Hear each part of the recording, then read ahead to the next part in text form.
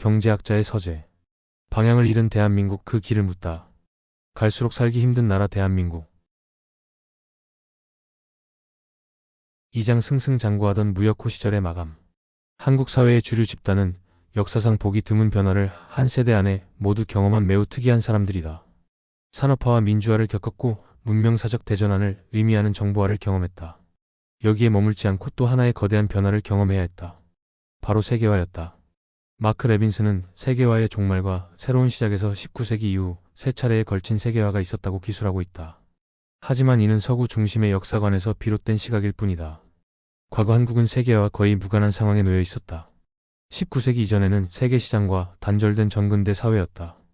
일제 식민지 시대에는 일제에 의해 배타적으로 지배되고 있었고 해방 이후에는 분단국가 신세가 되어 냉전의 최전선을 담당했다. 한국은 1990년대 이후에서야 온전한 의미에서 세계화의 흐름 속에 몸을 담글 수 있었다. 흔히 1995년을 세계화의 원년으로 꼽고 있다. 그의 단일한 세계시장을 관장하는 세계무역기구 WTO가 출범했기 때문이다. WTO 출범과 단일한 세계시장 형성은 우루과이 라운드를 거치며 이루어진 국제사회 합의의 결과였다. 세계화는 세계시장 붕괴 위기에서 국제사회가 공평하게 개방을 추진하며 이루어낸 의식적 노력의 결과였다. 자연 발생적 현상이 아니었다. WTO 출범이 단일한 세계시장 출범에서 중요한 조건을 이루고 있음은 누가 봐도 분명한 사실이다. 최근에 이르러 세계화의 조건을 새롭게 보도록 하는 현상이 발생했다. WTO는 여전히 건재하고 변함없이 작동하고 있지만 세계시장이 곳곳에서 균열을 일으키고 있다. 이를 계기로 1990년대 이후 30여 년 동안 단일한 세계시장이 원활하게 작동하면서 세계화가 순항을 지속할 수 있었던 결정적인 요인을 발견할 수 있었다. 바로 유일 초강대국 미국의 존재였다. 1990년대 이후 30여 년 동안 세계는 북한 등 극히 일부를 제외하고는 유일 정점이었던 미국의 절대적인 영향 아래 있었다. 지구 전체가 미국이라는 초강대국 영향 아래 단일하게 통합해 있었던 셈이다. 어떤 과정을 거쳐 이 놀라운 현상이 벌어졌는지 간략히 개괄해보자.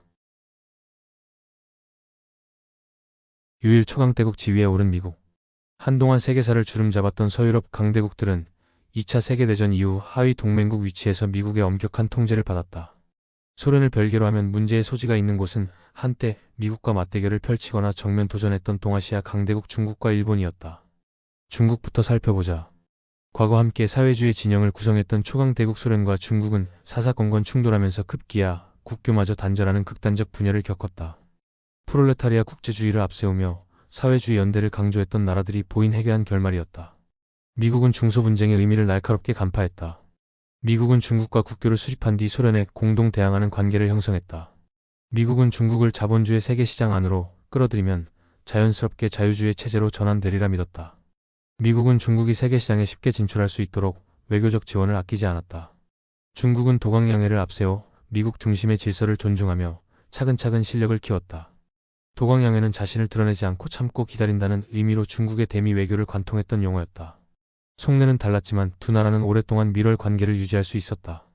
일본은 파죽지세로 1980년대 세계시장을 점령하면서 경제 분야에서의 패권을 꿈꾸었지만 이 야심은 일장춘몽으로 끝나고 말았다. 바로 플라자 합의라 불리는 사건 때문이었다. 1985년 미국이 뉴욕 플라자 호텔에서 프랑스, 독일, 영국, 일본의 재무장관과 외환시장에 개입해 미국 달러를 일본 엔과 독일 마르크에 대해 절하시키기로 합의했던 바, 이 사건이 플라자 합의다. 이 사건 후 엔화 가치가 크게 절상되었다. 엔달러 환율은 1년 남짓한 기간에 달러당 243엔에서 157엔까지 대폭 조정되었다. 엔화 가치의 급격한 상승은 일본의 대미 수출 경쟁력을 일거에 추락시키는 효과를 낳았다. 일본 정부는 급격한 대미 수출 태조를 내수 진작으로 보충하고자 막대한 저리 자금을 풀었다. 최종 결과는 엄청난 규모의 부동산 거품 붕괴였다. 일본은 잃어버린 30년 터널을 지나야 했다. 2000년 이후 20년 동안 일본의 GDP는 성장을 멈춘 채 거의 제자리 걸음을 하다시피 했다. 미국은 서유럽 강대국들을 손안에 쥐고 있으면서 중국을 자신의 세력권 안으로 끌어들였고 일본을 일거에 찍어 눌렀다. 남은 상대는 냉전 시대의 미국과 자웅을 겨루었던 초강대국 소련이었다. 1980년대 미국의 로널드 레이건 정부는 금융자본 이익 극대화를 중심으로 경제를 운영하는 신자유주의 체제로의 전환을 전격 추진했다. 레이건 정부는 신자유주의 체제로의 전환이 불평등 심화로 사회주의 혁명 위험성을 증대시킬지 모른다고 우려했다. 전략기획가들은 위험 차단을 위해 사회주의 혁명 진원지로 여긴 소련을 굴복시키겠다는 대담한 목표를 세웠다. 1983년 1월 16일 미국 UPI 통신은 레이건 정부 군사정책 방향을 정리한 문서 1984에서 1988년도 미국방 지침을 폭로했다.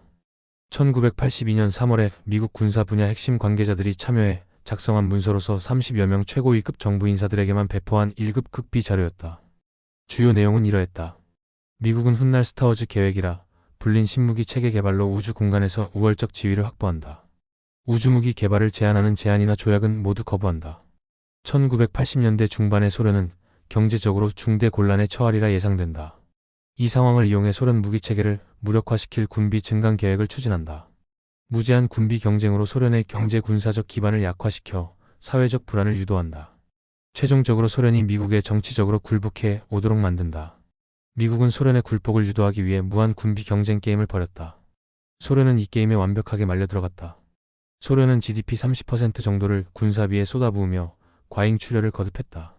내부 모순까지 누적해 있던 소련은 견디지 못하고 1991년 연방 해체를 수반한 체제 붕괴에 직면했다. 정치적 굴복을 노렸던 미국의 목표치마저 뛰어넘는 엄청난 사태가 발생한 셈이다. 소련 붕괴와 함께 미국은 유일 초강대국 반열에 오를 결정적 전기를 마련할 수 있었다. 미국은 여기서 만족하지 않았다. 소련의 붕괴가 시작되고 있을 무렵 일부 전략가는 신자유주의를 개발도상국으로 확장하기 위한 주도면밀한 작전 계획을 수립했다. 그 결과로서 나온 구상이 이른바 워싱턴 컨센서스였다. 워싱턴 컨센서스는 전 세계 개발도상국을 대상으로 한 신자유주의 구조조정 프로그램과 실행 전략을 담고 있었다. 신자유주의 구조조정 프로그램은 탈규제, 긴축재정, 자본시장 자유화와 외환시장 개방, 국가기관 산업의 민영화, 외국자본에 의한 인수합병 허용 등을 두루 포함하고 있었다.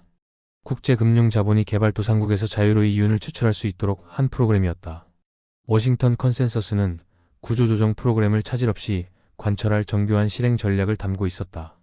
개발도상국이 외환위기가 발생하면 이를 수습하는 게 아니라 더욱 심화시켜 신자유주의 구조조정 프로그램을 관철할 기회로 삼도록 했다. 또한 상이한 성격의 정치 세력 간 연합을 기초로 중도 개혁 성향 정부가 신자유주의 구조조정을 추진하도록 했다. 이를 통해 국민이 구조조정을 개혁 과정으로 인식하고 자연스럽게 지지할 수 있도록 했다. 워싱턴 컨센서스는 개발도상국의 다양한 형태로 적용되었다. 그 중에서 가장 전형적으로 적용된 나라는 한국이었다. 1997년 외환위기를 전후해 한국에서 벌어진 일련의 과정과 내용이 우연의 일치라고 보기에는 기묘하리만치 워싱턴 컨센서스와 맞아떨어지는 대목이 많았다. 미국은 한국이 외환 부족 사태에 직면했을 때 다양한 작전으로 위기를 키웠다. 외환위기 직후 DJP 연합이라 불린 상이한 성향의 두 집단 연합을 기반으로 새로운 정부가 출범했다. 외환위기 이후 다수의 국민은 중도 성향의 김대중 정부가 추진한 신자유주의 구조조정을 개혁의 과정으로 받아들였다. 이 현상은 워싱턴 컨센서스와 한국 사이에 깊은 연관성이 있을 수 있음을 암시한다. 워싱턴 컨센서스를 바탕으로 미국 주도의 신자유주의 지배는 전 세계 구석구석까지 영향을 미쳤다. 세계 시장은 미국을 유일 정점으로 하나로 통합되었다. 미국을 유일 정점으로 하는 일극 체제가 작동하면서 세계화는 한동안 분란을 겪지 않고 순항을 이어갈 수 있었다. 단일한 세계시장 출범이 미국의 신자유주의 세계 지배와 일치했다는 점에서 세계화는 곧 신자유주의 세계화이기도 했다. 유사한 추세가 다극체제로 전환하기 시작한 2020년대 이전까지 유지되었다. 미국은 냉전의 최우승자로서 유일 초강대국 반열에 오르며 세계를 자신의 발 아래 둘 수 있었다. 미국은 인류 역사상 지구 전체를 영향력 아래 둔 최초이자 유일한 나라가 되었다. 미국은 승자의 혜택을 마음껏 누렸다. 미국의 힘과 권위는 범접할 수 없는 절대적인 그 무엇이 되었다.